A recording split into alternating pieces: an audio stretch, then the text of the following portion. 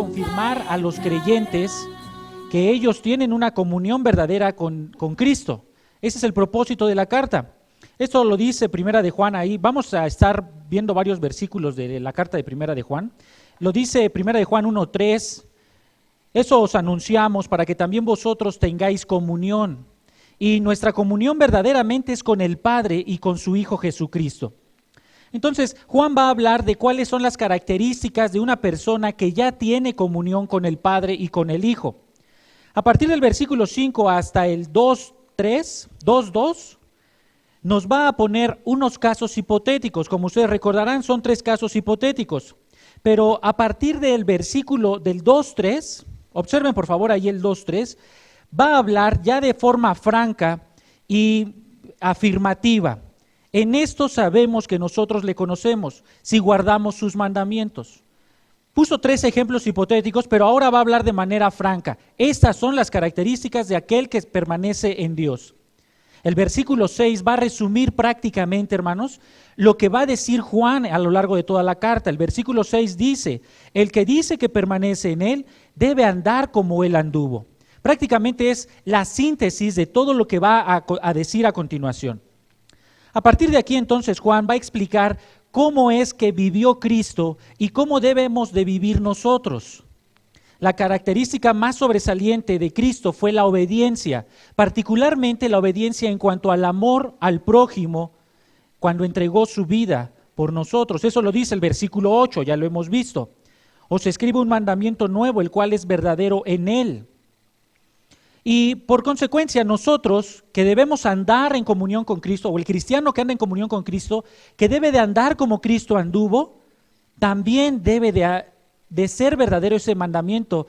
Nos dice el 3:16 que ese mandamiento es amar al hermano.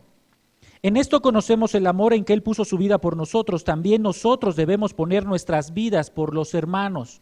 Ese es el mandamiento del que hace referencia en el versículo, en el 2:8. Entonces, regresando al capítulo 2, dice el versículo 10, el que ama a su hermano permanece en la luz y no hay causa de tropiezo en él. Esta es la manera en cómo debemos andar como Cristo anduvo, y eso significa que nosotros tenemos comunión con Dios. El versículo 15 nos dice otra característica de cómo anduvo Cristo y cómo debemos andar nosotros. No debemos amar el mundo, dice el versículo 15, no améis al mundo. Y esa es la manera en cómo Cristo vivió. Él permaneció en la luz, amando incluso a sus enemigos, no amando al mundo, los placeres del mundo. Y este es el primer tema del que habla Juan en estos versículos. Pero al mismo tiempo que Juan nos está diciendo cuál es la vida de Cristo y cuál es la manera en la que nosotros debemos de vivir, al mismo tiempo también habla sobre el fin del mundo, como nosotros les dijimos, como vimos la vez pasada hace 8 días. Y aquí la palabra mundo no se refiere al mundo físico, aunque está incluido, pero principalmente se refiere al sistema de pensamiento, a la cultura, al sistema de pensamiento rebelde en contra de Dios, a la manera en cómo las personas viven sin considerar a Dios en sus pensamientos, en sus ideas. Esto lo vimos la vez pasada. Para Juan, el fin del mundo no es un evento inesperado, sino es un proceso que va teniendo lugar poco a poco. Esto también lo dice el versículo 8. Observa por favor el versículo 8. Por otra parte os escribo un mandamiento nuevo, el cual es verdadero en él y en vosotros, porque, y aquí viene, las tinieblas van pasando y la luz verdadera ya está alumbrando. Juan seguirá hablando sobre el fin de este mundo cuando dice en el versículo 17, el mundo pasa y también sus pasiones o sus deseos, pero el que hace la voluntad de Dios permanece para siempre. Y es como si estuviera diciendo, el que conoce a Dios y mantiene una comunión con Él, debe vivir como Cristo vivió, andando en luz, amando a los hermanos, no amando al mundo, porque este mundo se está terminando. El juicio de Dios está cada vez más cerca para este mundo. El versículo 18, Juan da otra evidencia de que este mundo está pasando, y esa evidencia es la aparición de los anticristos, falsos maestros que tratarán de engañarnos, según Dice ahí, hijitos, es la última hora y así como oísteis que el anticristo viene, también ahora han surgido muchos anticristos. Por eso sabemos que es la última hora. ¿De qué nos van a engañar estos anticristos? ¿En qué aspecto nos van a engañar? Pues en la manera en cómo debe de vivir un creyente, en la manera en las evidencias que un cristiano debe de dar cuando tiene comunión con Cristo o con Dios Padre. Van a tratar de engañar en cuanto a que este mundo no está desapareciendo o no va a ser juzgado. Van a decir que hay otros medios para acercarse a Dios, que este mundo está firme, que tenemos aquí progreso, que tenemos abundancia, que debemos de amar las cosas que están en el mundo. Muchos falsos maestros dirán cosas diferentes en cuanto al amor a los hermanos, con respecto a cómo deberíamos de vivir mientras este mundo está pasando, sobre la vida que debemos de llevar. El versículo 27, 2:27, 26, os escribo estas cosas con respecto a los que están tratando de engañaros. Juan está explicando esto para que no creamos lo que otras personas están diciendo. Versículo 27 dice, nos exhorta a los creyentes a permanecer en lo que el Espíritu nos ha hecho entender. Y en cuanto a vosotros, la unción que recibisteis de Él permanece en vosotros. Ahí la palabra unción se refiere al Espíritu Santo. Y no tenéis necesidad de que nadie os enseñe. Pero así como su unción os enseña acerca de las cosas y es verdadera y no mentira, y así como os ha enseñado, permaneced en Él. Refiriéndose a que lo que has entendido de la palabra de Dios a través del Espíritu Santo, obedécelo. Mantente fiel a eso que has entendido. Entonces, nos encontramos con un hijo de Dios que debe de vivir como Cristo vivió en medio de un sistema de pensamiento rebelde en contra de Dios que está por ser juzgado. No debemos de permitir ser engañados por falsos maestros, sino permanecer obedientes a lo que el Espíritu nos revela cuando escuchamos su palabra, cuando la leemos.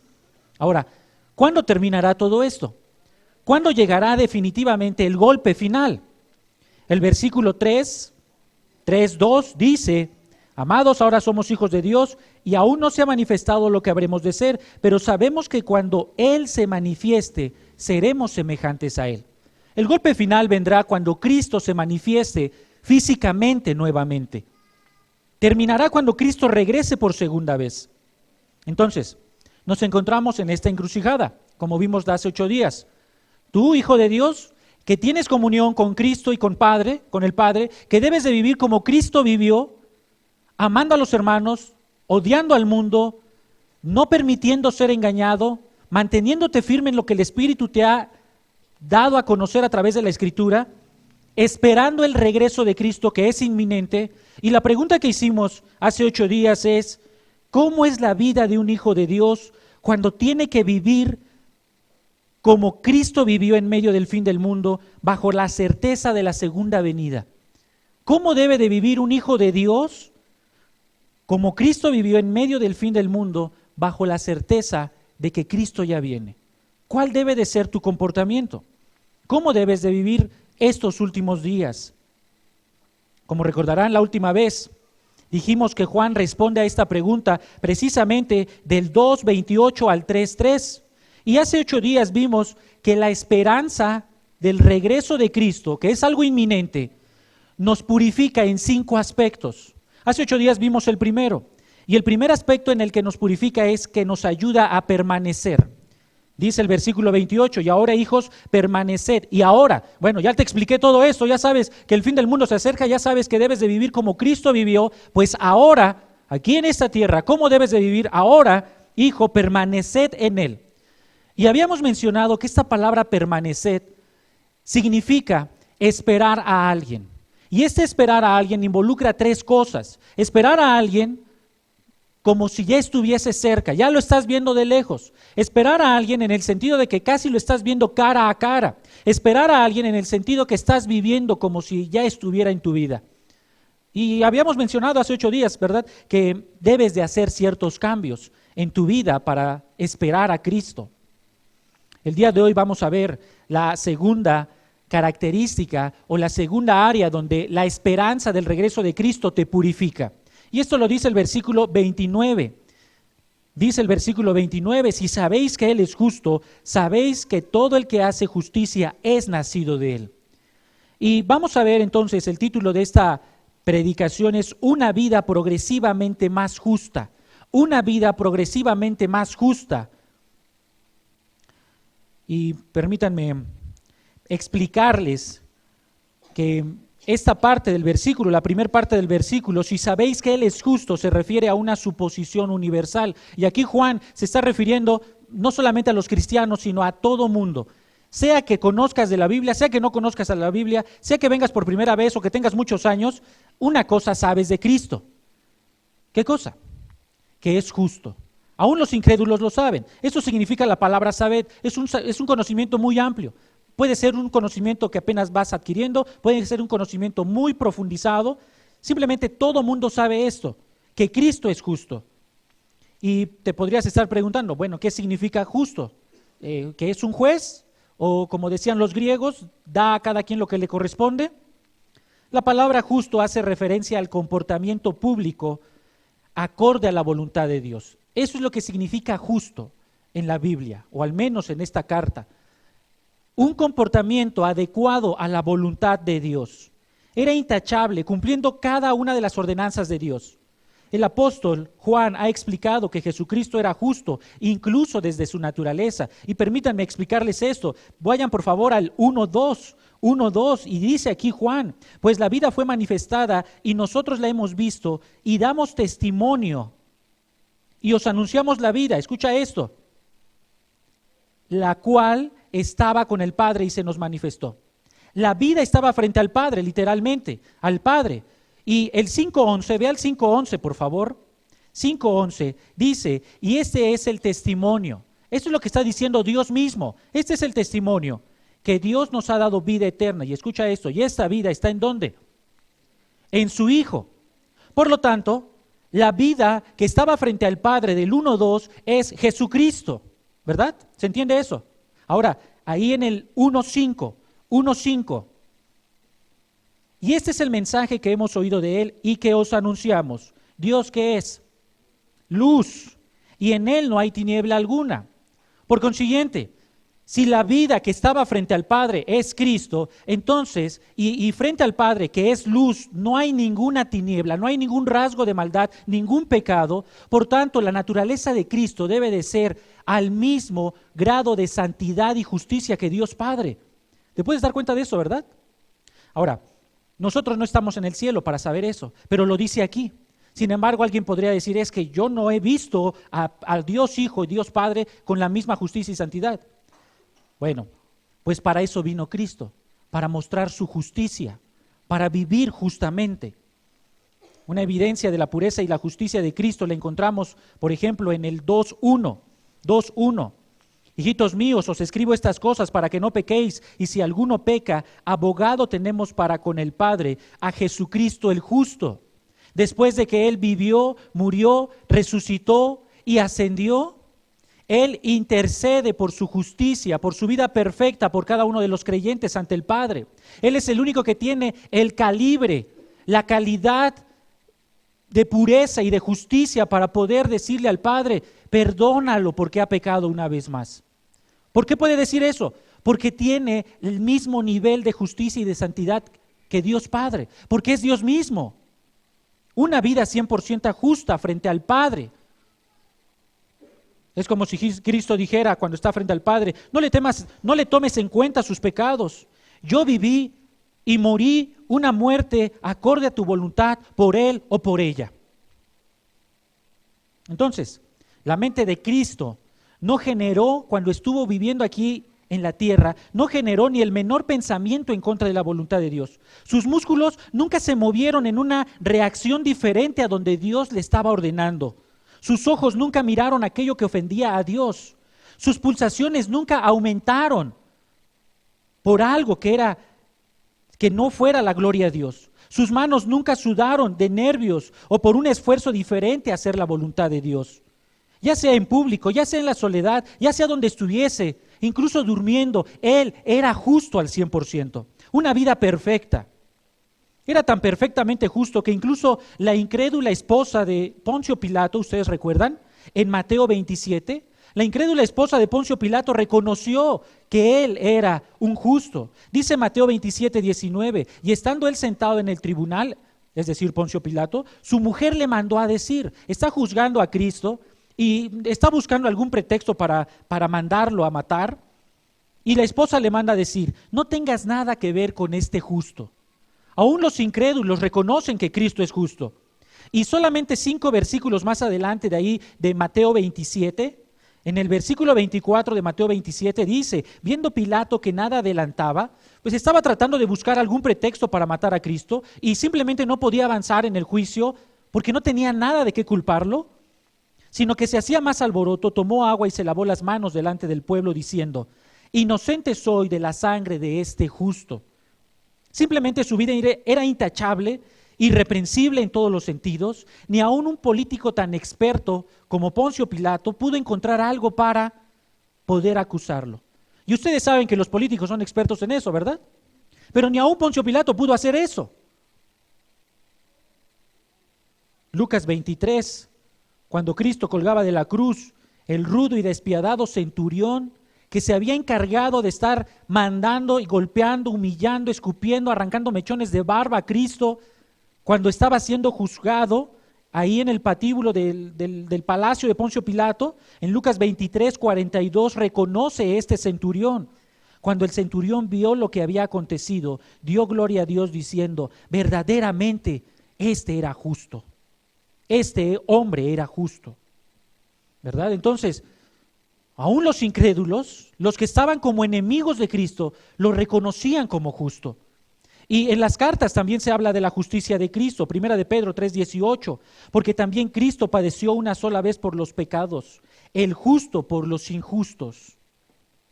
Entonces, Juan está diciendo, regresen a la carta de Juan, pongan ahí un separador, hermanos, en la carta de Juan, hoy vamos a estar saliendo mucho de la carta de Juan.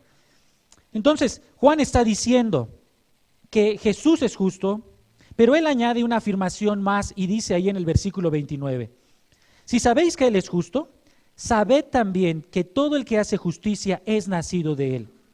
Ahora cambia un poco de tono la afirmación de Juan, ya no es una afirmación de un conocimiento vago como el primer sabéis, ahora el segundo sabéis es un conocimiento contundente, simplemente no lo puedes dudar. Es un conocimiento contundente, sin lugar a dudas, sabes, seas creyente o no seas creyente, sabes también que todo el que hace justicia es nacido de él.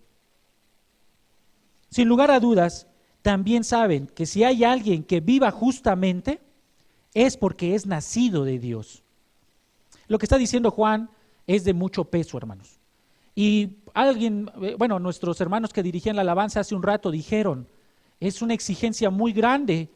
Cuando estuvimos cantando el himno de Santos seréis, porque santo soy, Cristo nuestra ofrenda es. Y quiero explicar eso precisamente el día de hoy. Y Juan está diciendo algo muy, muy pesado, porque él está utilizando la misma palabra justo que se aplica para Cristo al cristiano. Él utiliza la misma palabra. Una vida perfecta de Cristo, de esa misma manera, debe de vivir el cristiano. Debe de vivir como Cristo vivió. Y ese es el mensaje de la carta. Nuevamente ya lo vimos ahí en el 2:6. El que dice que permanece en Él debe andar como Él anduvo. Si Él es santo, Él debe de ser santo el cristiano.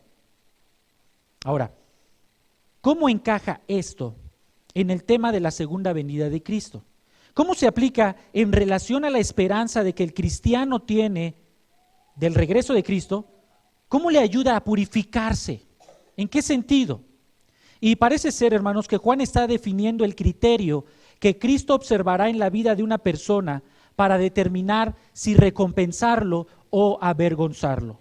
¿De qué criterio estamos hablando? Versículo 28, y ahora, hijos, permaneced en Él, para que cuando se manifieste tengamos confianza y no nos apartemos de Él avergonzados en su venida. ¿Qué va a determinar que tengamos confianza o que seamos avergonzados delante de Cristo? Y Juan en el versículo 29 está poniendo el criterio. Lo que va a determinar que tengas confianza, además de que lo estés esperando, cuando estés frente a Él, es que vivas como Él vivió, de una manera justa.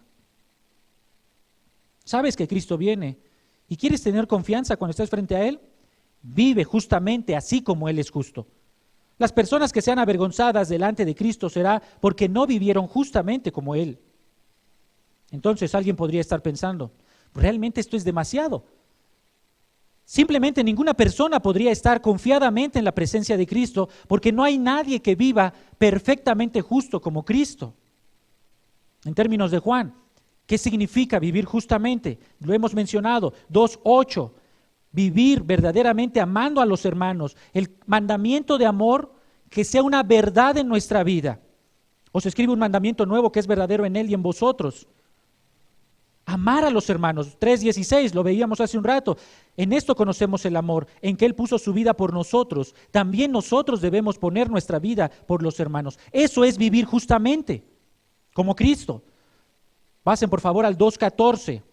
Conocer íntimamente al Padre, mantener una comunión personal con Él, a tal grado que tú seas la encarnación de la palabra de Dios. 2:14, os escribo a vosotros padres, porque habéis conocido al que es desde el principio. Os escribo a vosotros jóvenes, porque sois fuertes y la palabra de Dios permanece en vosotros y habéis vencido al maligno. Eso es vivir justamente. Versículo 15, no amar al mundo.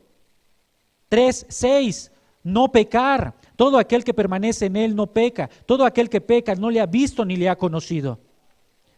3:13, hablar de Dios a todas las personas, soportar el odio del mundo. Hermanos míos, no os extrañéis si el mundo os aborrece. No extrañar lo que el mundo ofrece, no extrañar el apapacho del mundo, no extrañar las palabras del mundo. Si nos aborrecen, bienvenido sea. 4:6, hablar de Dios a todas las personas, sin importar si nos escuchan o no nos escuchan. Nosotros somos de Dios, el que conoce a Dios nos oye, el que no es de Dios no nos oye. Eso es vivir justamente.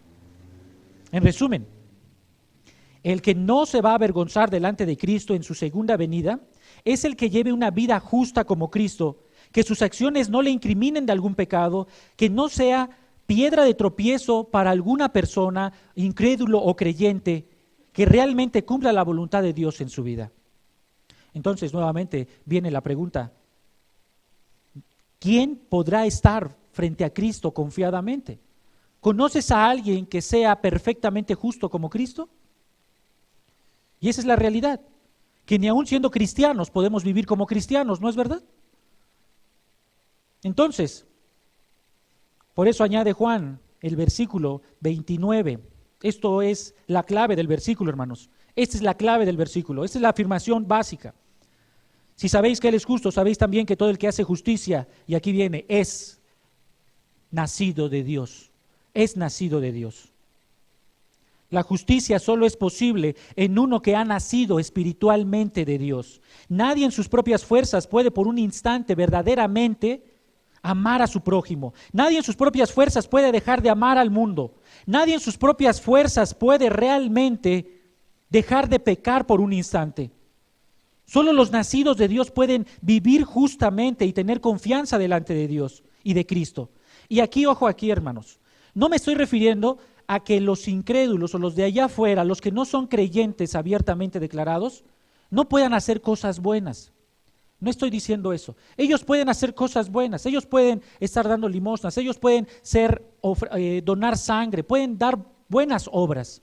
Pero aquí me estoy refiriendo a la condición del corazón. Recuerda, Cristo en su naturaleza habita en luz con el Padre en donde no hay tiniebla. Y la pregunta es, ¿tu justicia es un reflejo de una condición pura en tu corazón con respecto a Dios? Estamos hablando aquí del corazón, que se refleja en acciones prácticas. Entonces, ¿cómo puede ser posible que alguien sea justo, que no se avergüence delante de Cristo? ¿Qué significa nacer de nuevo? Básicamente Juan se está refiriendo a una relación con el Padre. El nacimiento de nuevo es una nueva relación con el Padre. Juan está diciendo, si hay una persona que no se va a avergonzar delante de Cristo cuando regrese, será porque ha vivido con una justicia similar a la de Cristo. Y eso solo puede hacerlo un nacido de Dios. Entonces, la pregunta que tenemos que contestar, ¿soy nacido de nuevo? ¿Soy un nacido de Dios para estar sin vergüenza delante de Cristo? ¿Qué significa haber nacido de nuevo? ¿Quién es un nacido de nuevo? ¿Cuál es la naturaleza de un nacido de nuevo?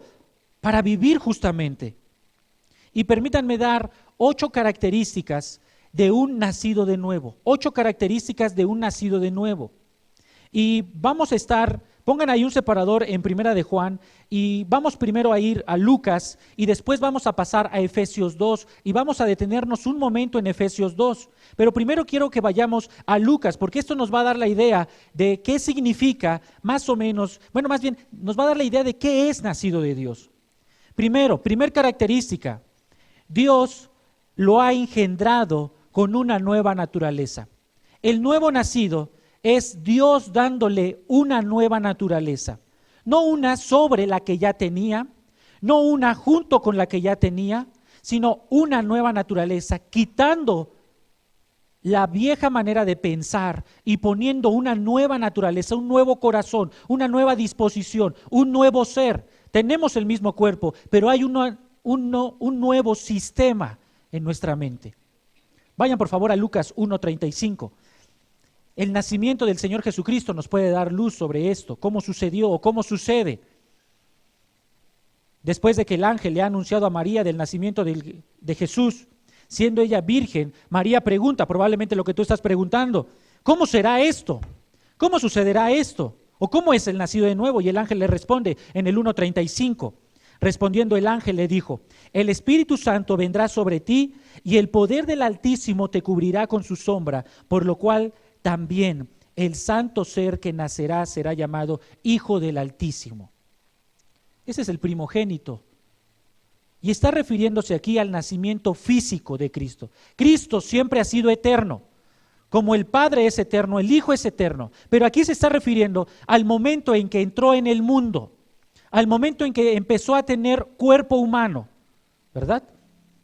Y aquí lo que dice Lucas, lo que estamos viendo aquí es un acto creativo del Espíritu Santo, un acto creativo del cuerpo de Cristo.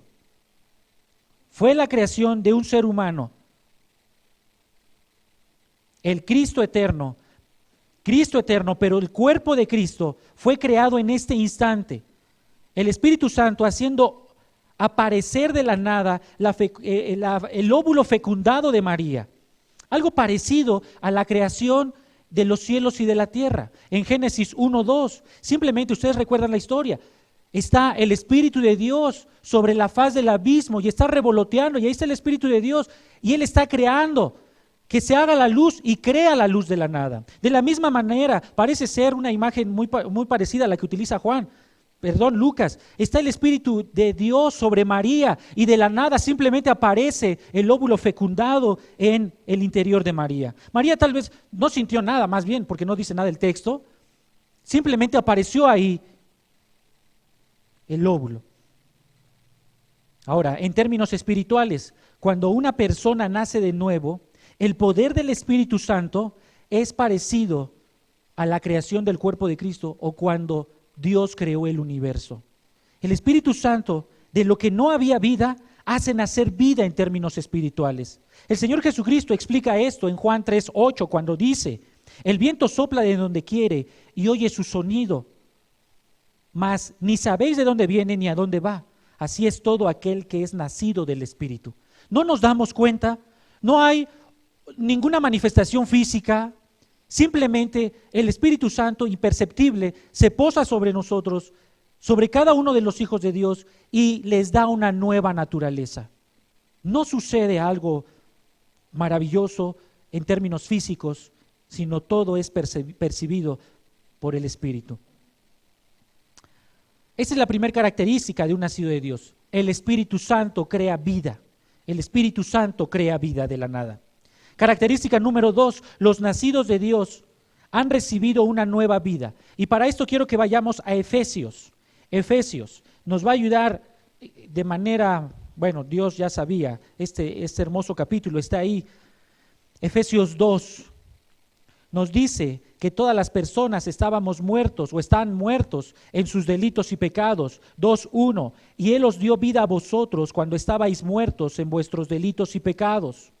Una persona que no es nacida de Dios está muerta espiritualmente hablando. Puede caminar físicamente, pero no hay una comunión con Dios, con Cristo. No tiene comunión con Dios, vive apartada de Dios. Pero dice Efesios que Dios nos dio una nueva vida cuando no teníamos nada. Entonces, primera característica, el nacido de Dios recibe vida de parte del Espíritu, recibe una vida nueva cuando estaba muerto en sus delitos. Número 3, el nacido de Dios recibe la vida a través de Jesucristo. Observen por favor el versículo 5, Efesios 2:5. Aún estando nosotros muertos en pecados, nos dio vida juntamente con Cristo. Por gracia sois salvos. Cristo es la vida eterna. Ya lo hemos visto en Primera de Juan, en el 5:11. Dice, Dios nos ha dado la vida y esta vida está en su Hijo. La vida eterna no es una energía. La vida eterna no es una fuerza vital que impide que una persona muera. La vida eterna no es un lugar donde no pasa el tiempo. La vida eterna es una persona y esa persona es Cristo. Y lo dice ahí Efesios 2:5 y también lo dice Primera de Juan 5:11. Él es la vida que estaba frente al Padre y se manifestó. Entonces, el nacido de Dios es engendrado por el poder del Espíritu Santo, habiendo recibido una nueva vida, es decir, a Jesucristo. ¿Hasta ahí vamos bien? Pregunta, ¿cómo puede suceder esto? Fue lo mismo que hizo Nicodemo. ¿Es que Cristo, quien es la vida, entra dentro de nosotros? ¿Cómo sucede esto? Observen, versículo 8, Efesios 2:8. Característica número 4 de un nacido de Dios, es por medio de la fe. Efesios 2:8, porque por gracia sois salvos por medio de la fe. Fe en Cristo, creer en la vida y en la muerte de Cristo y vivir con todas las implicaciones que esa fe significa. Creer que Cristo es el Salvador de mis pecados, creer que soy un pecador y que solamente Cristo es justo, como lo acabamos de ver, y que Él solamente puede interceder por mí ante el Padre. Creer y vivir esas convicciones de que ahora Cristo me ha dado una vida, que Cristo me dio su vida, que Cristo vivió mi muerte, que me ha resucitado, versículo 6 de Efesios 2:6. Y Él nos resucitó, con Él nos sentó en los lugares celestiales, con Cristo Jesús. Cristo, de manera imperceptible por la obra de la palabra de Dios y el poder del Espíritu Santo, entró en mi muerte y me dio vida. Y esto sucedió como un regalo de Dios, dice ahí, por gracia. Y el medio para recibir este regalo, el medio para que Cristo morara en mi corazón, en mi ser, en mi mente, fue a través de la fe, a través de creer verdaderamente, con mi mente, corazón, voluntad, que Él es Dios, que Él es mi Salvador y mi Señor. Gálatas 2:20 explica esto con otras palabras y de una manera asombrosa. Gálatas 2:20 nos dice Pablo, escucha esto, con Cristo estoy juntamente crucificado y ya no vivo yo, mas vive Cristo en mí. Y lo que ahora vivo en la carne, lo vivo en la fe del Hijo de Dios, el cual me amó y se entregó a sí mismo por mí. Cristo viviendo en el creyente. Y dice Pablo, ya no vivo yo, mas Cristo vive en mí. ¿Cómo es eso? Por medio de la fe. ¿En qué fe? En que el Hijo de Dios, ¿qué fue lo que hizo el Hijo de Dios? Dice ahí, Él me amó y se entregó a sí mismo por mí. Entonces, primer característica de un nacido de Dios, el Espíritu Santo engendra vida en esa persona y esa vida es una vida nueva y esa vida es el Señor Jesucristo y ese Señor Jesucristo, que es una persona, viene a vivir en la mente de la persona, del nacido de Dios, y es a través de la fe. Característica número 5 de un nacido de Dios, el nacido de Dios mantiene una nueva relación con Dios Padre. Esto es lógico, mantiene una nueva relación. Debido a la nueva vida que tiene el nacido de Dios, por medio de la fe, con el poder del Espíritu Santo, el creyente es visto por Dios como si viera a Cristo mismo, con una nueva perspectiva. Observa por favor versículos 6 y 7, Efesios 6 y 7. Esto manifiesta la nueva relación que tiene el nacido de Dios con Dios Padre. Y juntamente con Él nos resucitó. Así como Cristo fue resucitado con el poder del Padre, de la misma manera el nacido de Dios también es resucitado primero espiritualmente y cuando Cristo venga, también físicamente. También dice el versículo 6, y asimismo, es decir, como Cristo, de la misma manera, nos hizo sentar en los lugares celestiales con Cristo Jesús. Ahora, ¿dónde está Cristo Jesús? ¿Dónde está Cristo Jesús? Frente al Padre, lo vimos, 1 de Juan 1, 2. Además está intercediendo por nosotros, 1 de Juan 2, 1. Él está tan cerca del Padre que lo puede ver cara a cara. Y dice aquí que la nueva relación del nacido de Dios es sentarnos ahí donde está Cristo, tan cerca del Padre, con una justicia como la de Cristo. ¿Te puedes dar cuenta de eso, hermano? Donde el Padre, que es luz, ahí estará el cristiano, ahí estará el nacido de Dios. Pero esto no es todo. Escucha esto, versículo 7. Nos hizo sentar ahí para mostrar en los siglos venideros las abundantes riquezas de su gracia en su bondad para con nosotros en Cristo Jesús. Y esto realmente es maravilloso. Juan 17:5, nada más anótalo si quieres. Juan 17:5, el Señor Jesucristo está orando y dice algo muy importante de la relación que tenía con el Padre. Escucha Juan 17:5, ahora pues, Padre, está a punto de ser crucificado el Señor Jesucristo. Ahora pues, Padre, glorifícame tú al lado tuyo, escucha esto, con aquella gloria que tuve contigo antes que el mundo fuese. Dios Padre le está dando gloria al Hijo ahorita. Antes de que viniera el mundo le estaba dando gloria. Y cuando subió al cielo, Dios Padre le estaba dando gloria al Padre. Y aquí en Efesios dice que estamos sentados en los lugares celestiales junto con Cristo para recibir gloria de parte del Padre. El Padre está dándole gloria a Cristo y esa misma gloria te la va a dar a ti.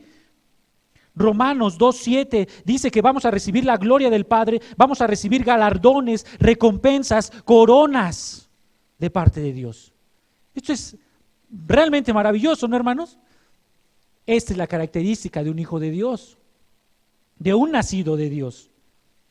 Entonces, un nacido de Dios es engendrado por el Espíritu Santo, quien le da nueva vida, y esa nueva vida es Cristo, que recibe a través de la fe.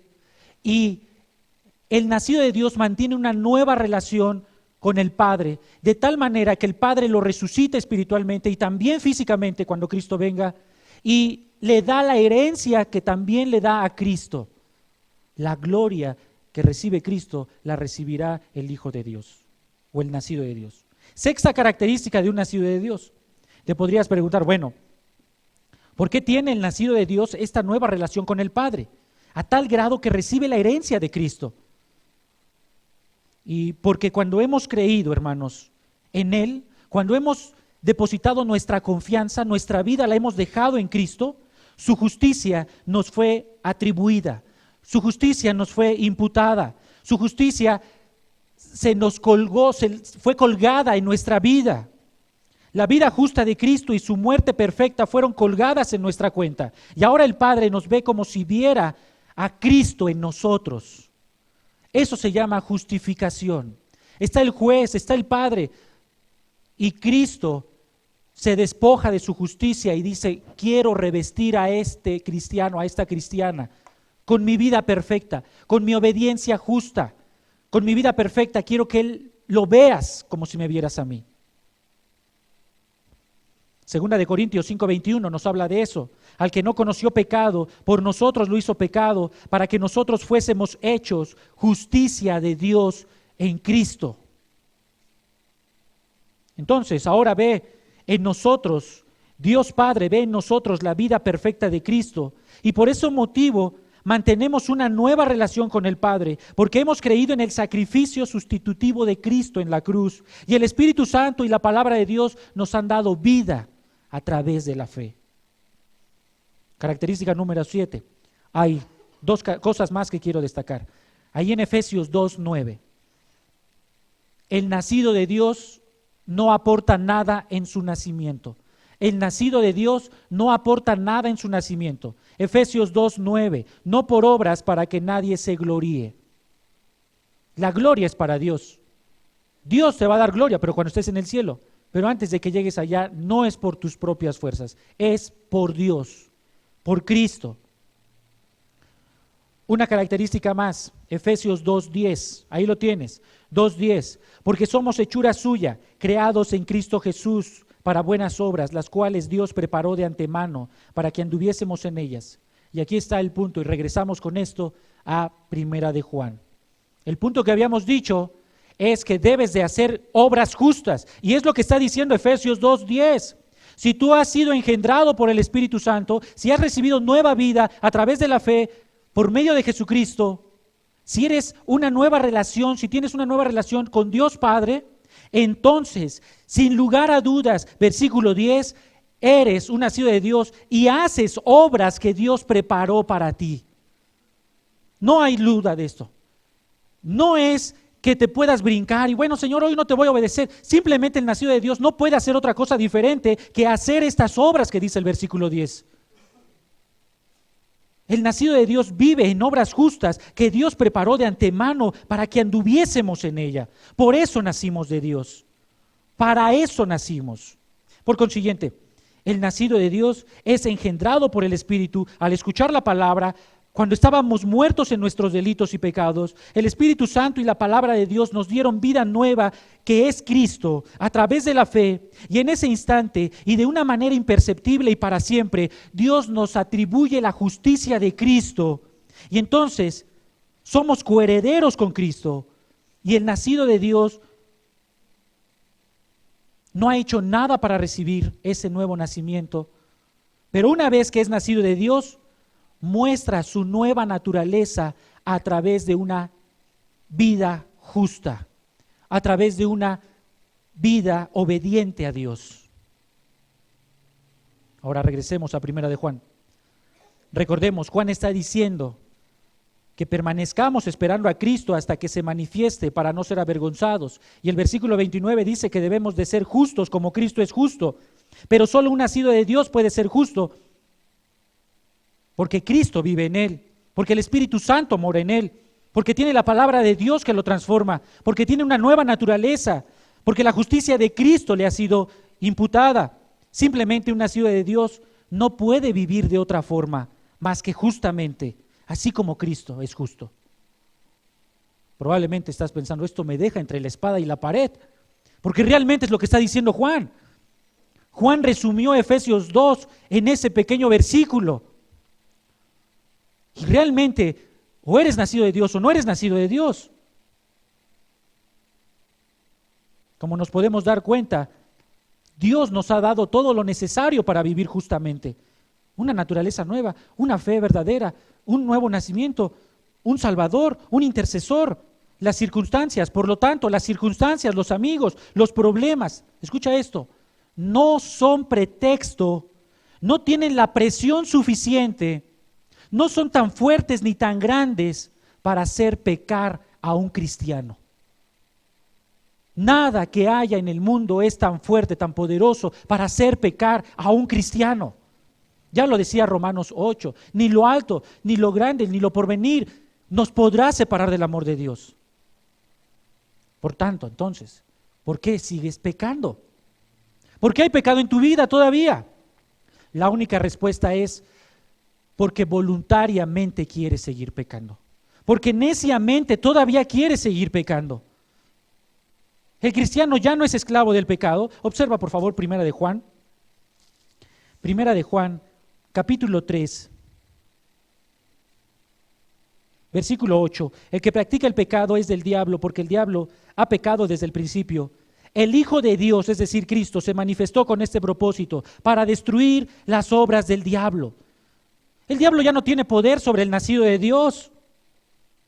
Versículo 5, 3, 5. Y vosotros sabéis que Él se manifestó a fin de quitar los pecados. Realmente en tu vida podrías vivir una vida justa, perfecta como la de Cristo.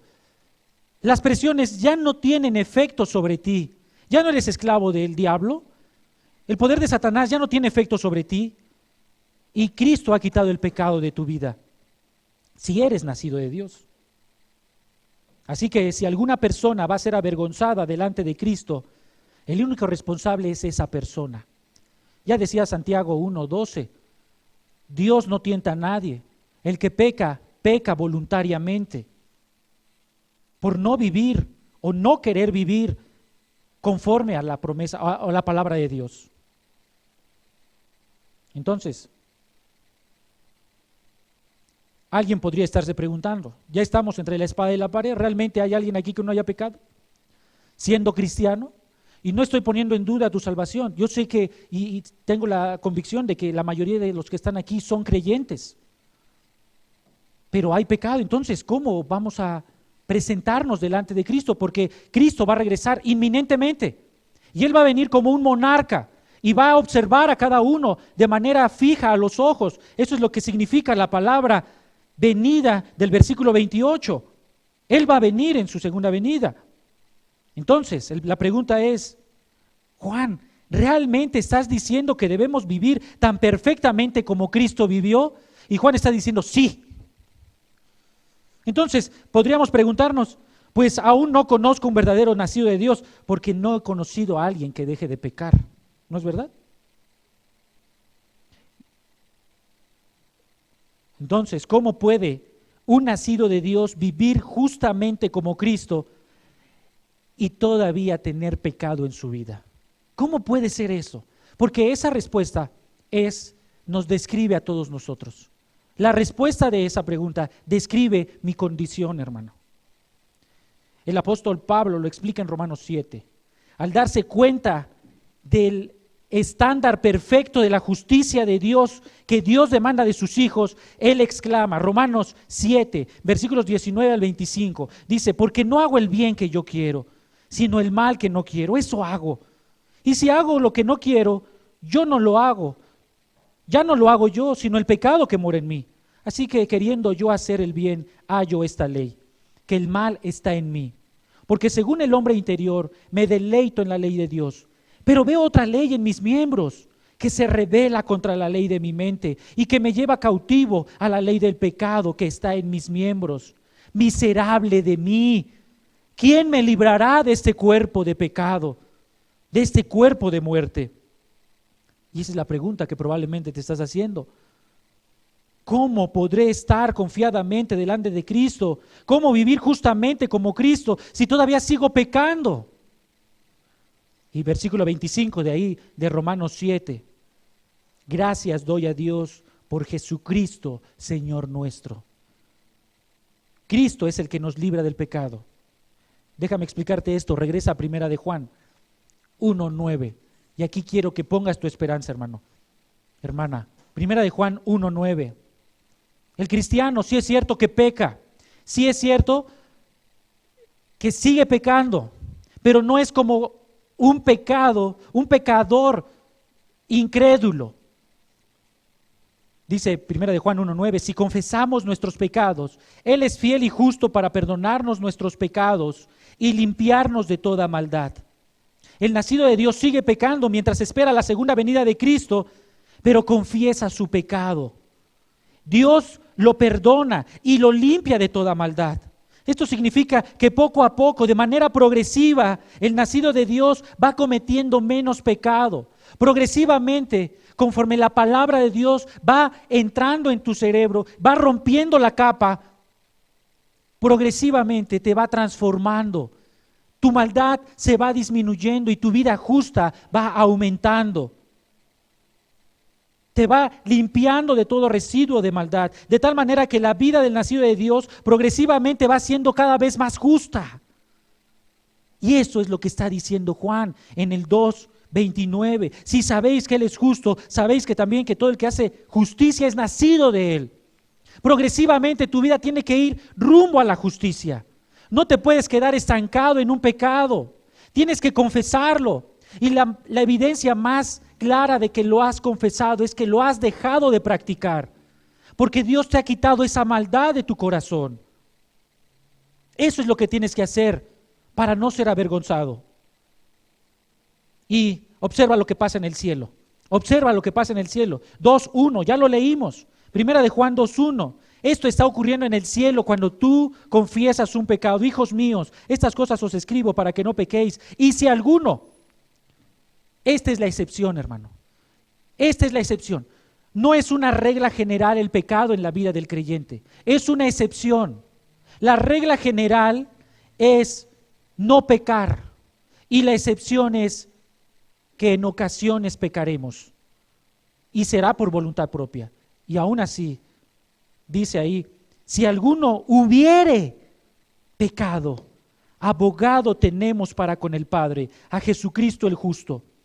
Dios te perdona, Dios te limpia de maldad, Dios te sigue viendo justo, aun cuando ocasionalmente peques, porque Jesucristo el justo, aún el día de hoy y por la eternidad, seguirá intercediendo por nosotros. Y su intercesión es tan eficiente que el Padre no deja de vernos como justos. Esto es maravilloso, ¿no, hermanos? Porque realmente, hermano, tenemos todo lo necesario para vivir justamente, pero si hay pecado en tu vida, tienes que confesarlo. De lo contrario, serás avergonzado. El creyente que confiesa su pecado, verdaderamente, Cristo intercede por él. Así que, hermano, hermana, visitante o simpatizante, un día estaremos en la presencia del soberano Señor Jesucristo. Él vendrá y todos lo podremos ver, y al mismo tiempo, de una manera que no lo entendemos, Él nos mirará cara a cara y nos juzgará. Y en su presencia, antes de empezar la eternidad, podrás ver tal vez ahí los cielos nuevos, la tierra nueva, el árbol de la vida, la nueva Jerusalén. Podrá estar ahí frente a tu presencia. La gloria de Dios. Solo un paso te distanciará de esa eternidad buena. Y dice aquí, solo un nacido de Dios que ha confesado su pecado delante del Padre, que ha tenido fe en el sacrificio de Cristo, solo un cristiano que Dios lo va limpiando de su maldad, solo un nacido de Dios que vive justamente y confiesa su pecado cuando cae, solo ese creyente estará confiadamente en el Señor Jesucristo. Lo importante aquí es que creas en Jesucristo como tu Señor y Salvador y vivas con todas las implicaciones que eso significa. Vivir como Él vivió, obedeciendo la palabra en el poder del Espíritu Santo. Y cuando identifiques pecado, realmente te arrepientas, lo confieses y te apartes de él. Vamos a hacer una oración, hermanos. Amado Padre, te agradecemos por esta esperanza que nos purifica, Padre.